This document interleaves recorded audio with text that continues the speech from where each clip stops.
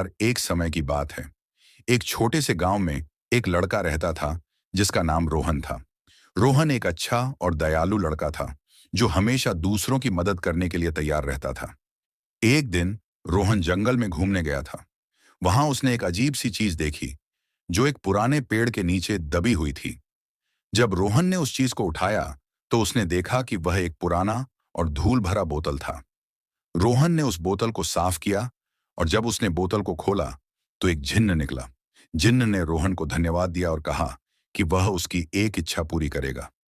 रोहन ने सोचा कि वह क्या इच्छा करेगा और फिर उसने कहा कि वह एक ऐसी लड़की से प्यार करना चाहता है जो उसके लिए सच्ची और वफादार हो। जिन्न ने रोहन की इच्छा पूरी की और एक सुंदर लड़की को सामने प्रकट किया।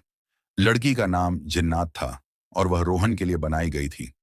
रोहन और जिन्नात एक दूसरे से प्यार करने लगे और उनका प्यार दिन ब दिन बढ़ता गया। लेकिन जिन्नात को यह पता था कि वह एक जिन्न है और उसका समय सीमित है। जिन्नात ने रोहन को बताया कि वह एक जिन्न है और उसका समय जल्द ही समाप्त हो जाएगा। रोहन ने जिन्नात से कहा कि वह उसके साथ रहना चाहता है, चाहे वह एक जिन्न ही क्यों ना हो। जिन्नात ने रोहन की बात मान ली और उन्होंने एक दूसरे के साथ रहने का फैसला किया। लेकिन जिन्नात को यह पता था कि उसका समय जल्द ही समाप्त हो जाएगा और वह रोहन को छोड़कर जाने के लिए तैयार हो गई। रोहन और जिन्नात ने एक दूसरे को अलविदा कहा और जिन्नात रोहन को छोड़कर चली गई। रोहन ने जिन्नात को कभी नहीं भुलाया और उसने हमेशा उसकी याद में जीने का फैसला किया।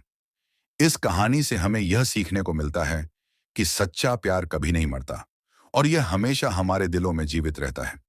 जिन्नात का प्यार रोहन के लिए एक अनमोल उपहार था जिसने उसके जीवन को बदल दिया।